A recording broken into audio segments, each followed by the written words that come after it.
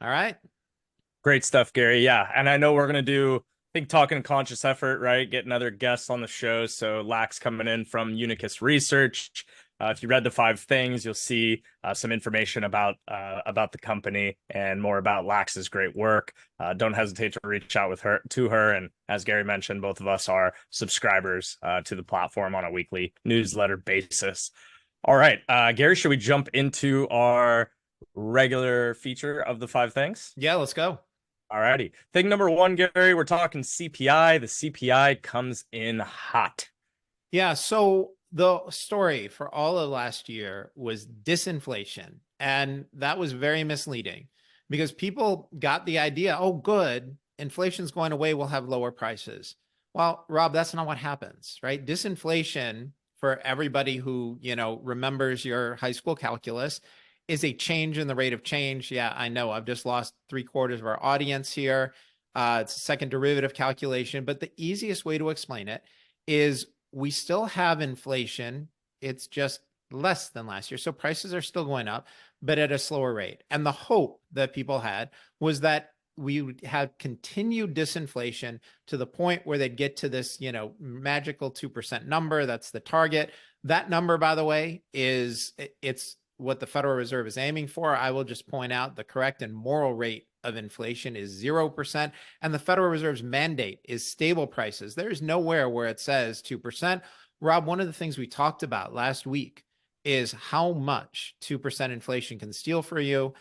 Basically, over a 40-year working life, 2% inflation steals more than 50% of the value of your money.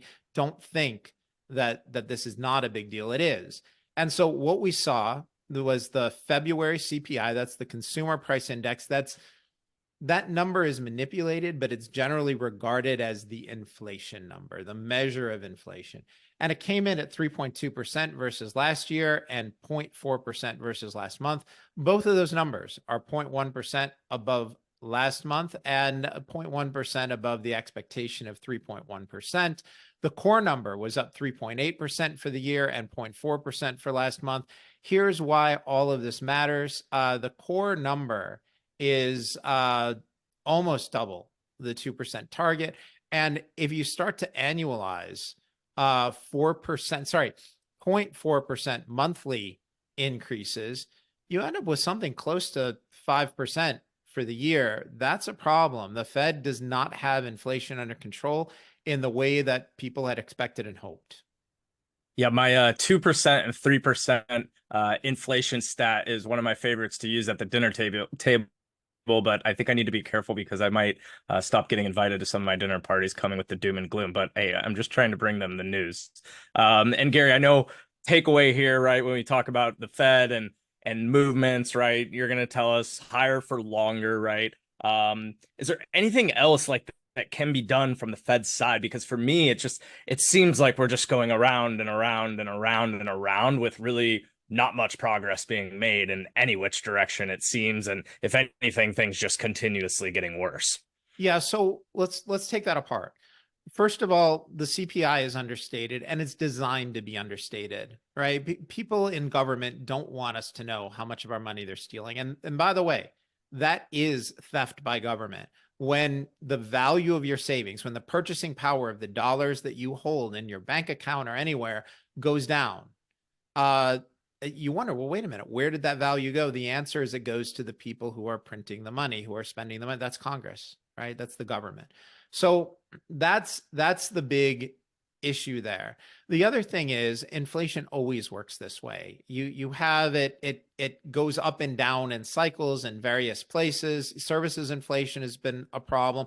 And the reason that's been an issue is because the Fed doesn't have a lot of control over that. It's very hard to for the Fed to just raise interest rates and Sure. magically affect all of this.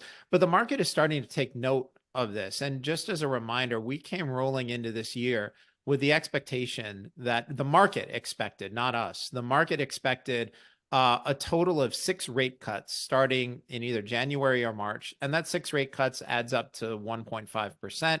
Deep knowledge investing, we've been screaming, no, not a chance, no way, not going to happen. Powell's serious on higher for longer. These hot inflation prints force his hand. And at this point, the market has now cut the expectation for rate cuts for this year from 6 or 1.5% to 3 cuts. So that's now 0.75%. They've cut the expectation for rate cuts in half. And at this point, the expectation had moved from the first rate cut coming in January that then got pushed back to March.